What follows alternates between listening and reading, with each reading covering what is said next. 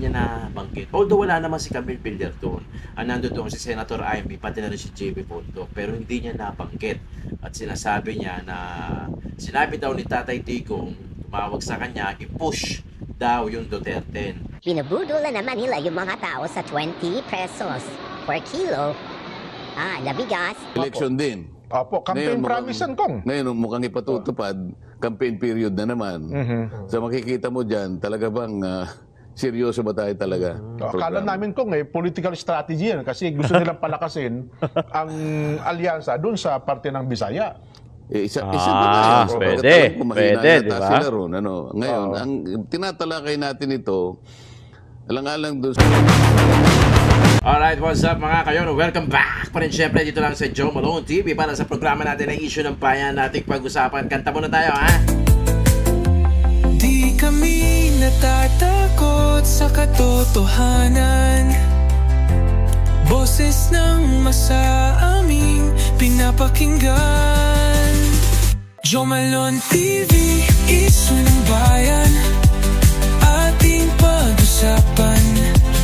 Tunay na balita, walang kinakampihan. Sumasalamin sa katotohanan lamang para sa mamamayan.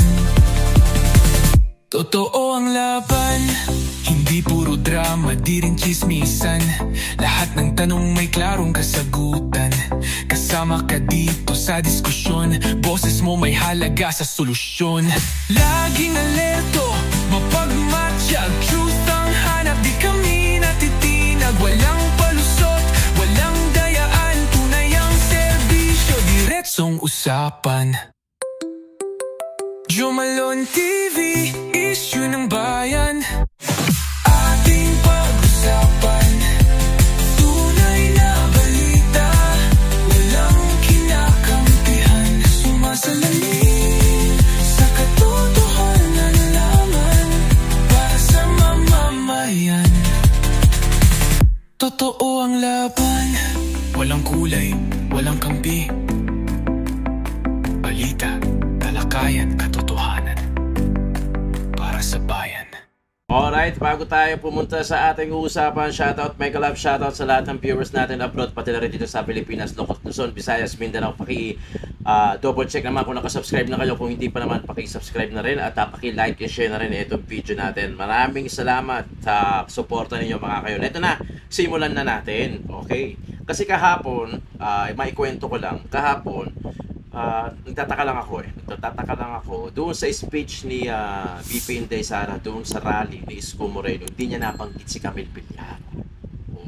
Hindi niya nabanggit. Although wala naman si Camille Villar doon. Nandun doon si Senator Amy, pati na rin si JB Bondoc. Pero hindi niya nabanggit. At sinasabi niya na sinabi daw ni Tatay Digong, tumawag sa kanya, i-push daw yung Duterte. Tapos dalawa, hindi nga niya sinabing dalawa eh. Ang sinabi lang niya si Senator Amy Marcos. Bakit kaya? Nakakapagtaka lang, no?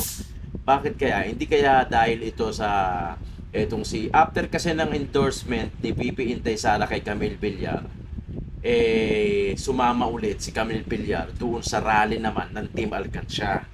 So hindi kaya dahil to. Ewan natin. Pero panoorin muna natin to. Medyo iniba ko lang yung boses kasi baka makapiright tayo. Panoorin natin tapos bigyan natin ng reaction.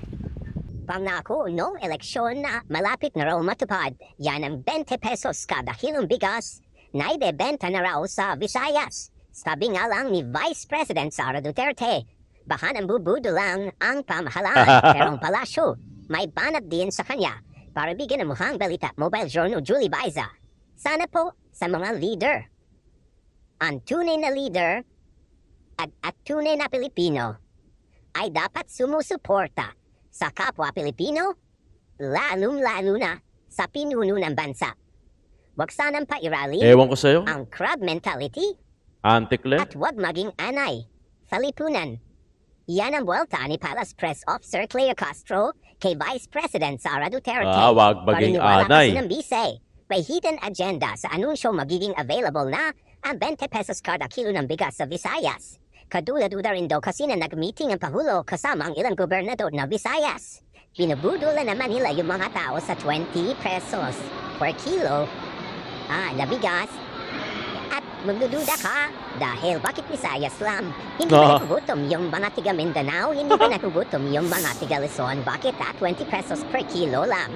Pero ang kay Undersecretary Castro, matagal nang ini-issue na hindi kakayanin ng Pangulo na tuparin ang campaign promise nito. Ngayong ginagawa, bakit patuloy daw ang pambabatikos? Ngayon po, na unti-unting natutupad ang aspirasyon na ito ng Pangulo. Bakit muli na naman silang nagsasalita nagiging negatibo? Muli ulitin natin, ang gusto po ng Pangulo ng Pangulong Marcos ay ma-deliver sa taong bayan ang bigas sa murang halaga. May buwelta rin si Castro sa duda ni Inday Sara na hindi maganda ang kalidad ng ibebentang bigas at tila yung ipinapakain sa baboy. Ang ibebentang bigas ay yung bigas po na nabibili ngayon sa halagang 33 pesos. So wag po natin Sayang nyo nga yan. maliitin ang mga farmers natin dahil local farmers po manggagaling ang bigas na ito. Kapag po sinabi, ninuman, na ito ay panghayop na bigas, minamaliit po natin ang mga farmers natin na nagbebenta po sa NFA. Wala rin daw yung kaugnayan sa sumadsad at trust at approval ratings ng Pamudo kamakailanlan. Isa kasi sa itinuturong dahilan ng mababang ratings ang mataas na presyo ng bilihin sa bansa, partikular ang bigas. Nauna pa po ito na pag-usapan ng DA ng NFA bago pa po lumabas ang mga survey ratings na yan. Bakit kasi sa Western lang?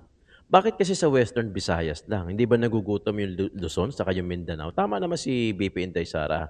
Di ba? Nakakapagtaka lang. Sana kung bibigyan nila ng 20 pesos na per kilo ang bigas talaga. Sana lahat. Paano naman tayo, yung iba na hindi taga Western Visayas, di ba? Sana lahat, di ba? Sana lahat. I mean, from cover to cover. Lahat ng Pilipino, mayaman o mahirap man. Sana talagang 20 kilos bigas talaga ang presyo. Saka ang tanong dyan, hanggang kailan ba yan? Di ba? Saka bakit parang ngayon lang? Election period, di ba? Tapos biglang 20 kilos na bigas, di ba? Parang na makakaano naman. Hindi nyo maluloko ang taong bayan. Matalino na tayo kahit papano. Although marami pa rin yung iba na pwedeng mabudol dyan sa ano na yan. Pero nakakapagtaka kasi, no? Bakit Western lang?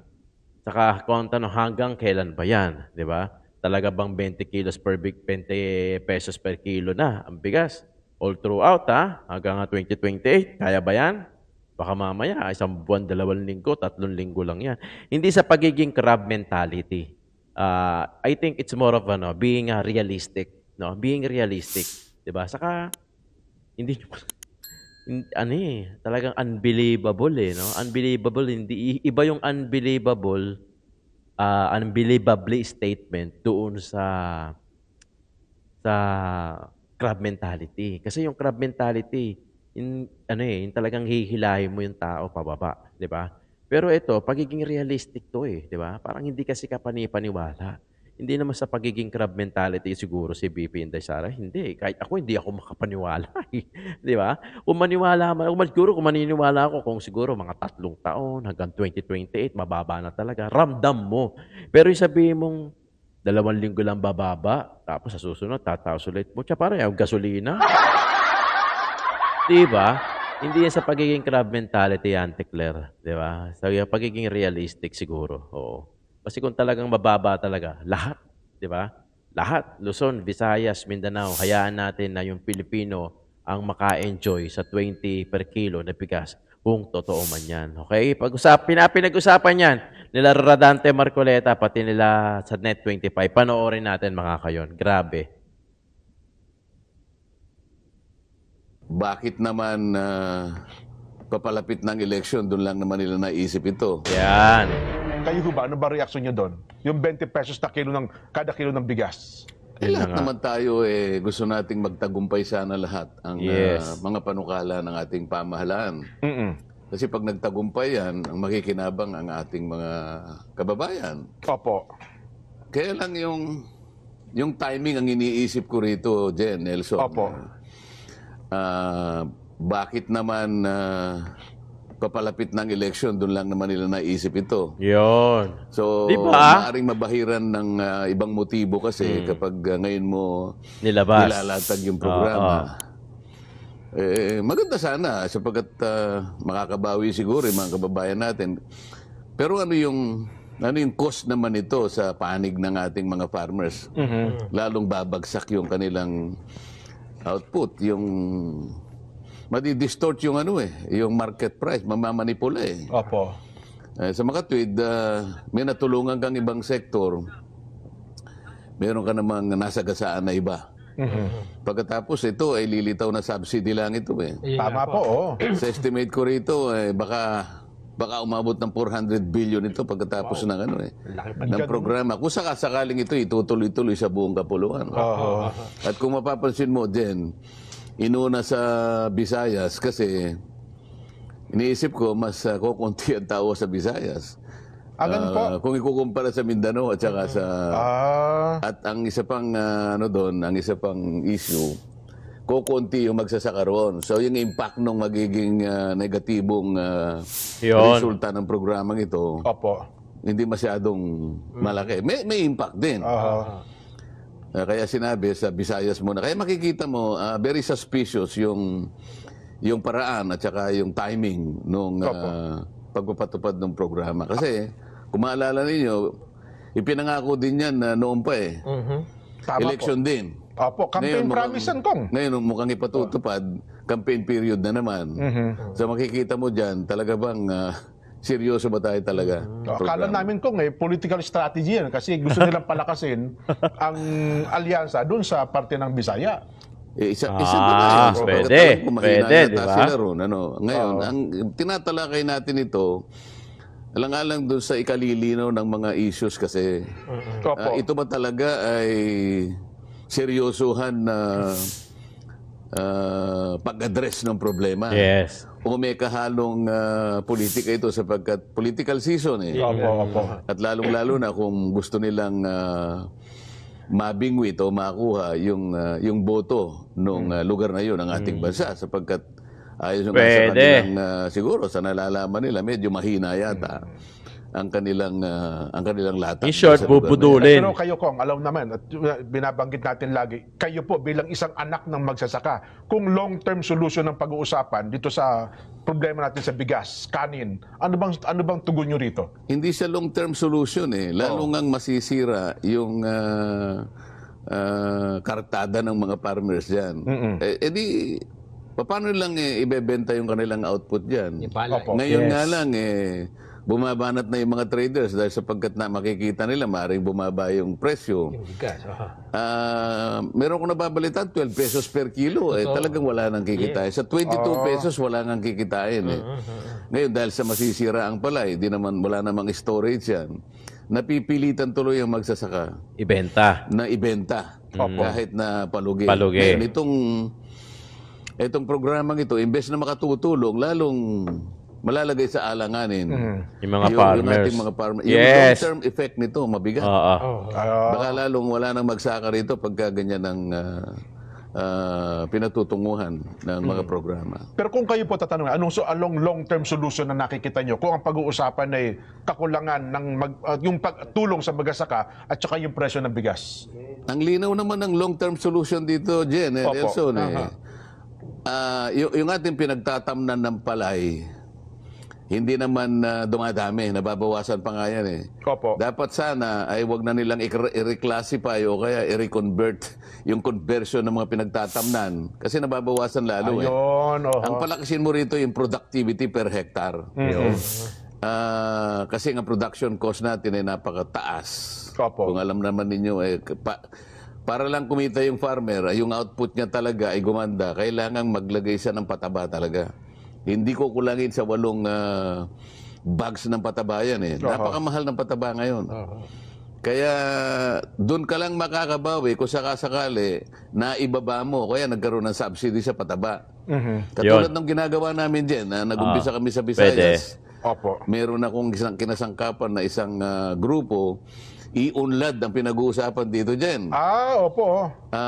Kasi ang ginamit naming formula, yung pataba, imbes na yung urea, yung organic na liquid, Opo. napalitaw talaga na nakakapagdagdag sa output ng yung productivity Kaya. per hectare. Bakit hindi yun ang Ngayon, gamitin? bumaba ng 60% yung cost ng production dahil iba yung ginamit na pataba. Ngayon, dahil sa Nakatipid. bumaba yung production, Naibaba yung gumanda bigas. yung output, nagkaroon ngayon kami ng parang kasunduan sa mga farmers na natulungan namin. Yung 20% ng kanilang output, ito yung ibebenta yung magiging bigas nito sa 20 pesos. Tama. Para lang pantulong ba? Yun, makatotohanan Yung 80% pa. ito yung kanyang pagkakakitaan. Diba? Opo, Pumayag naman ng farmers kasi kahit kwentahin mo, parang bigay na lang niya sa lipunan yung 20%. Totoo po. Ngayon, palugi man yun, ngunit hindi naman nawala yung kanyang kikitain dahil yung 80% sapat na yung kanyang kikitain doon. Ayun yung kumpanya ni Kuya Yuan sa Ligumba ng Iyong Lad. Yes, Marami na nga. Kahapon kong nasa sila? Daan Bantayan, Cebu. Sa Bantayan, Cebu, Yes, nag-umpisa opo. silang magbenta ron. Opo. Namomonitor ko yun sapagkat kasali ako ron eh. Ito hindi subsidized to, ha? Kasama ba kayo doon, Kong? Bali, subsidized kunwari. Private yun. Pero, private. dahil private initiative sa pagtulungan ng farmers, gusto lang namin palabasin, pwede yung 20, pero parang bigay na lang ito. Kayang gawin Yes. kung gagawin. Kung Kaya gugustuhin. gawin, pero hindi dahil sa gusto nating malugi ang farmer. Kaya nga hinati natin eh. Kinuwenta, yung 20% pwede mo bang parang ipagkaloob na sa mga kaibabayan natin para makatipid naman sila. Kinuwenta, pwede. Kaya yung napakiskis na yun, ay yun ang ibebenta sa 20 pesos. Ayun. Win-win, ika nga. Opo. Win-win. Yun ang win-win. Oh. Ang galing, no? Mas maganda pa yung paliwanag ni Congressman Rodante Marcoleta kaysa ibaksak yung bigas sa 20 pesos ipilit tapos magkakaroon ng problema in effect doon sa mga farmers. Mas okay pa yung sinasabi ni Congressman Rodante Marcoleta na maghanap ng ibang alternatibo doon sa mga patpataba, no? Na sa ganun gumanda yung output ng bigas, tumaba at gumanda. Tapos din ibababa yung presyo. Gagawin nga 20 kilos para doon sa mga selected muna. Mas malinaw, mas maayos. Kasi yun, paano kung lahat ng mga farmers, ganun na ginagawa? Baka posible. Kung tutusin, pwede naman siguro. Yung 20 kilos na bigas. Hindi ko alam kasi hindi naman tayo di naman tayo expert sa mga agriculture. Hindi natin alam kung pwede. Pero since sinasabi nila na pwede naman talaga yung 20 kilos na bigas, kung tutuusin at kung gugustuhin. Di ba? Ay ang tanong, sa tagal na yan, bakit ba hindi natutupad, hindi nangyayari yan? At saka isang tanong dito, bakit sa Western?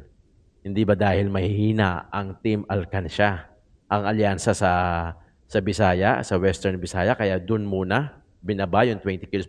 Makukulayan at makukulayan talaga eh. Lagi ko sinasabi dito yan, hindi tayo ipinanganak kahapon. Di ba? Hindi man tayo ganun ka-expert tulad nila. Pero syempre, mapapansin natin yung mga lapses, no? Gaya niyan. Di ba? Bakit doon lang? Hindi ba pwedeng Luzon, Visayas, Mindanao? Lahat. Hindi mayayaman pa nga yung mga nasa Western Visayas, di ba? Kung tutuusin, hindi naman mahirap yan. Pero bakit sila lang? Di ba? Ba't ganon? Makukulayan mapupulaan, mabubutasan, sasagi sa isipan mo, bakit ganon? Bakit sila lang? Di ba? Yung sinabi na nga ni Nelson na dahil ba mahina sila sa Bisaya, kaya sa Western Bisaya, kaya doon muna unang nilapag yung 20 kilos, tapos sa susunod, tataasan na nila. Di ba? Ganon, maraming questionable pa kung tutuusin. Di ba? Pero kaya yung 20 kilos, siguro sa tingin ko, kaya yung 20 kilos bigas eh. Pero ang tanong, hanggang kailan? Di ba? Hanggang kailan yan? Saka depende kasi yan, baka mamaya masacrifice lang.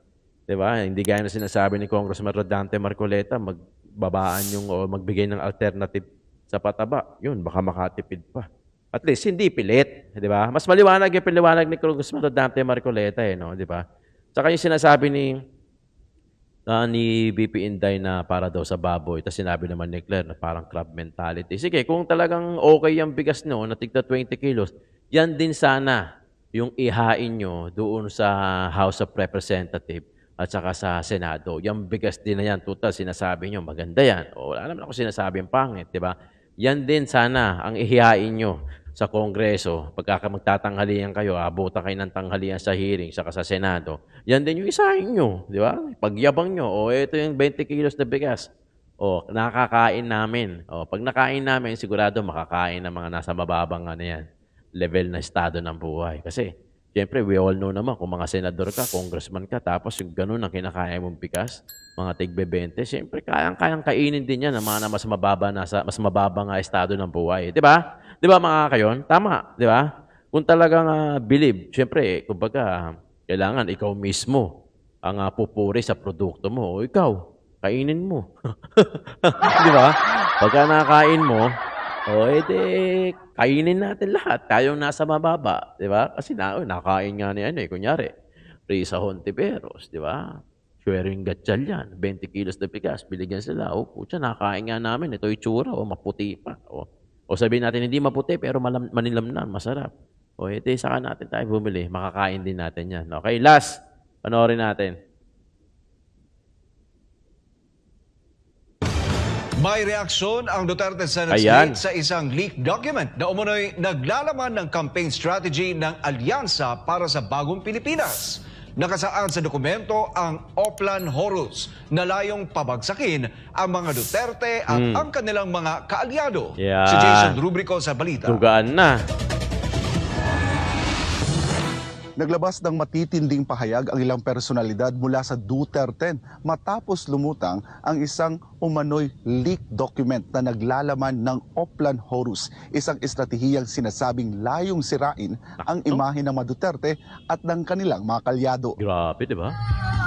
Sa gitna ng puspusang pangangampanya ng Duterte para sa nalalapit na halalan sa May 12, isang leaked document ang lumabas sa publiko. Ang nasabing dokumento naglalaman ng campaign strategy ng alyansa para sa bagong Pilipinas. Batay sa dokumento, may tinatawag na Oplan Horus. Target daw nito ang pamilya Duterte at ang kanilang mga kaalyado, kabilang na si Pastor Apollo C. Quiboloy at ang Kingdom of Jesus Christ. Kabilang din sa estratehiya ang planong impeachment laban kay Vice President Sara Duterte, pati na ang diskwalifikasyon ng mga kandidatong kanyang sinusuportahan, kabilang sina Congressman Paulo Duterte, Senator Christopher Bongo at Senator Ronald Bato de la Rosa. Para kay de la Rosa, hindi na bago ang laman ng dokumento. Kung totoo man aniya o hindi ang nasabing dokumento, matagal na raw itong ginagawa ng administrasyon.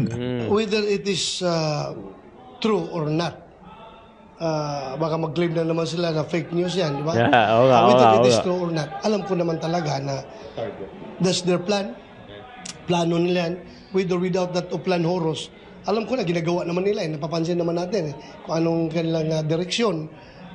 So we just have to act accordingly.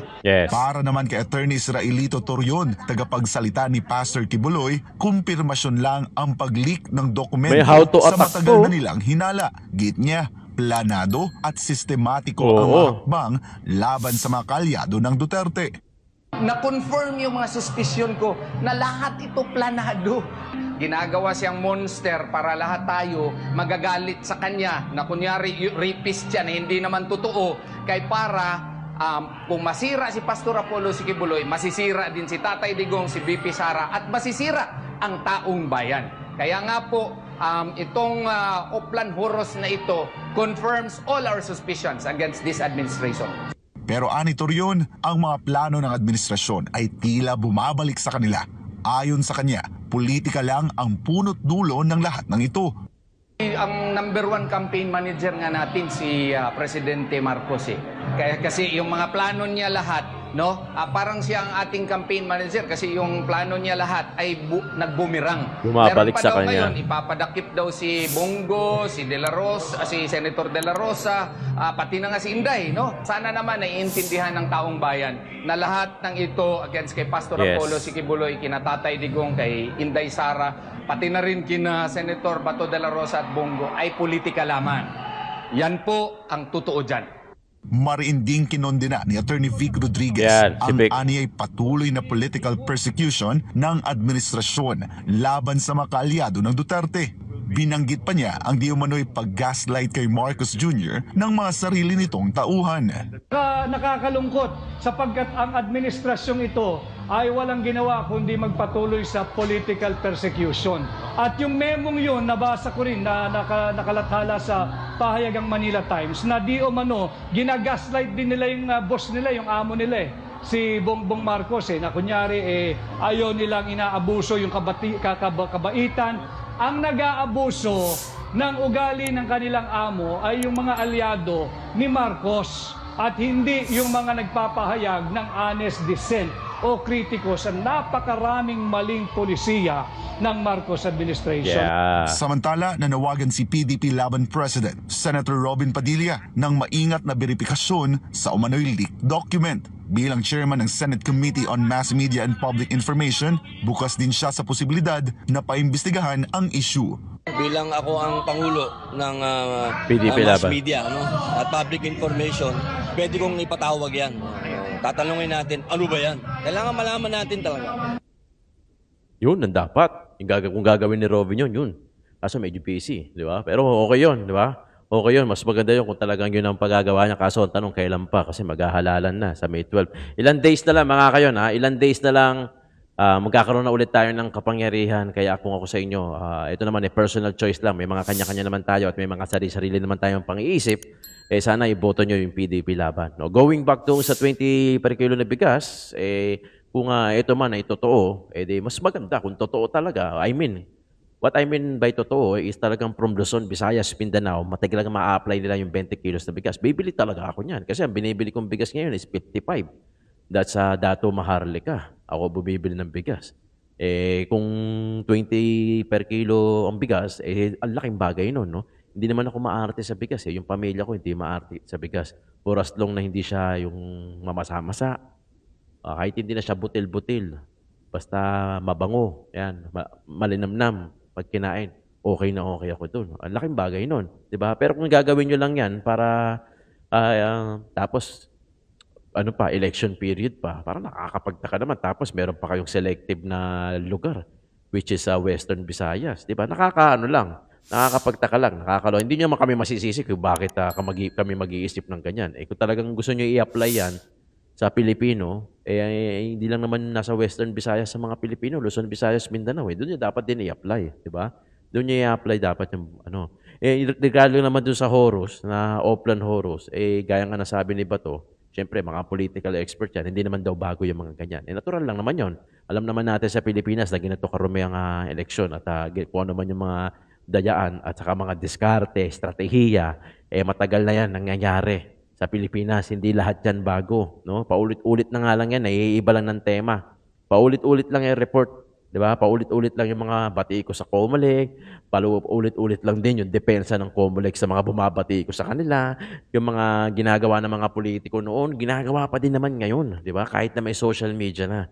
Noon siguro, mas maluwag lang kasi walang social media, walang pwedeng kumuha ng picture, walang pwedeng mag-live, walang pwedeng kumuha ng video, mas malaya sila noon na pwede nilang gawin lahat ng mga plano nilang may itim na balak. Unlike today, na pwede silang ma-videoan, pwede natin ma-corner yung Comelec kasi may mga video, may mga picture, ano pa rin ginagawa nyo, di ba?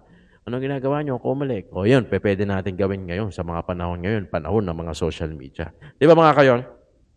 Kaya lagi nyo tatandaan yung mga nangyayari ngayon, yung Oplan Horus, planado yun. Diyos ko, planado yan. Oo, planado yan. May mga what ifs yan, may plan A yan, may plan B yan, baka may plan C pa yan, pagka hindi umubra yung mga lahat-lahat na yan. Gaya na sinasabi ko lagi, sa dulo ng pasta na yan, ng palabok na yan, makikita mo, ang pinakadulo niyan, Duterte pa rin. Duterte lang naman yung gusto nilang pabaksakin di ba? Duterte lang naman yung isang malaking tinik sa lalamunan nila na gusto nilang tanggalin. Dahil masakit na yung lalamunan nila at sagabal na sa paglunok-lunok nila. Di ba? Predatory governance. Di ba? The more na mas mahirap ang bansa, mas predator yung governance. Anytime pwede tayong kainin. Actually, kinakain na nga tayo. Diba? Kinakain na nga yung mga pera natin through contribution ng mga income taxes natin. Ganun kalupit. Ganun kalupit ang mga nangyayari ngayon. Di ba mga kayon? Lagi nyo tatandaan, malapit na, ilang days na lang, May 12, election na. Ito na yung panahon at pagkakataon natin na bumoto ng tama. O, itanggalin na natin yung mga alam natin na mga tiwali, yung mga korap. Nabalitaan na natin, no? Di ba ngayon nananahimik sila? Kasi naglilinis ng pangalan yan. Di ba? Pero pagka nanalo ulit siya, nakalimutan natin ngayon, naiboto natin, naipanalo ulit natin, o maghahasik ulit ng lagim yan sa 20th Congress. Kaya kung ako sa inyo, mga kayon, wala namang problema rito, hindi naman inciting to. Huwag niyong iboto yung mga tiwali. Huwag niyong iboto yung mga korap. Di ba? Huwag niyo iboto yung mga taong ang priority nila ay yung posisyon nila, yung power nila, yung pera nila, di ba? Ang iboto nyo yung talagang makakatulong sa taong bayan. Yun lang naman. Di ba? Tuwing May 12 lang yan. Ang susunod na yan, 2028 na. Kaya mag-isip kayong maigi. Gaya nga na sinabi ni BP Inday Sara, yung mga tips niya doon kagabi, doon sa rally ni Isko Moreno, hindi porkit kilala, yung apelido, o kaya gwapo, maganda, iboboto nyo na. Dapat silipin nyo din yung track record. Alright, mga kayon, maraming salamat. Joe Malone TV, issue ng bayan nating pag-usapan.